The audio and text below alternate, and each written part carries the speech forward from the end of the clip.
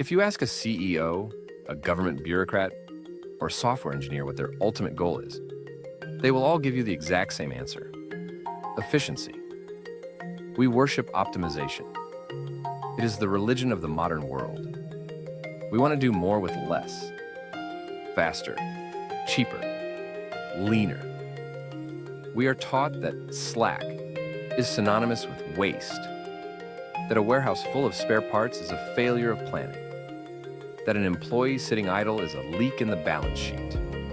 But if you look at the systems that have survived for millions of years, biology tells a very different story.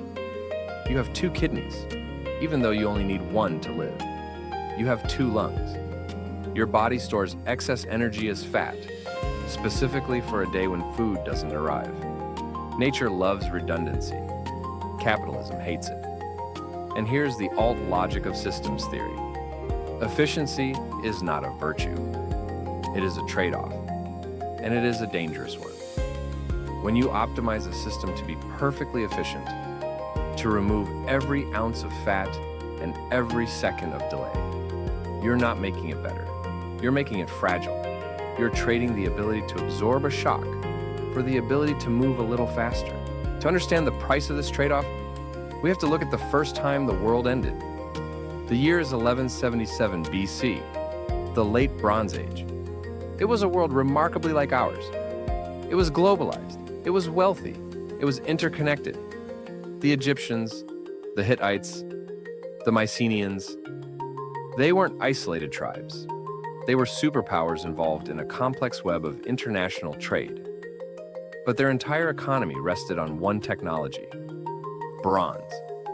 And to make bronze, you need 2 ingredients: copper and tin. Copper was easy to find, but tin? Tin was rare. It had to be shipped thousands of miles from mines in modern-day Afghanistan. They built a supply chain that was a marvel of the ancient world, ships moving like clockwork. But they had optimized the system so tightly that it had no margin for error. When a series of minor events hit, a drought, a migration of the mysterious sea peoples, a few earthquakes, the supply chain didn't just slow down, it snapped. Without tin, the armies couldn't make weapons. The economy couldn't make tools. In the span of roughly 40 years, every major civilization collapsed. The art of writing was lost. The lights went out for centuries. Historians call it a systems collapse. They were too efficient. They had optimized for growth, but they had zero buffer for chaos. Fast forward 3,000 years, we didn't learn the lesson, we doubled down. In the 1970s, the automotive industry invented a concept called just-in-time manufacturing. The idea was seductive. Don't store inventory.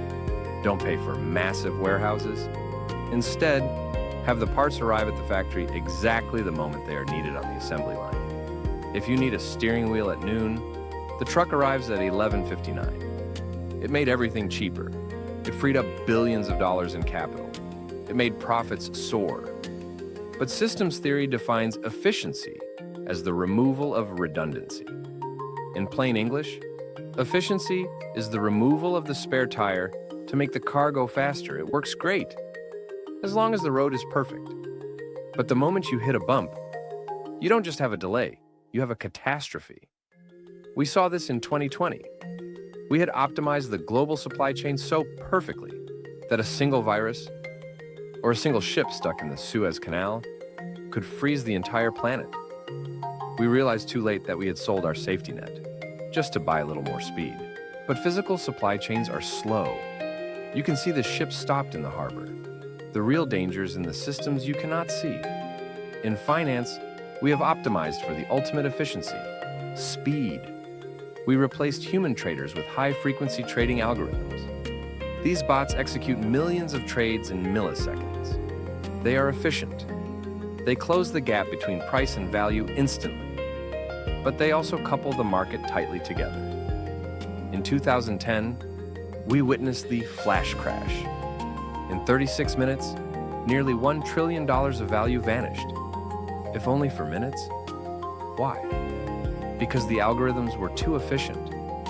When one algorithm detected a dip, it sold. The next algorithm saw that sale and sold faster. A feedback loop that would take humans days to create happened in seconds.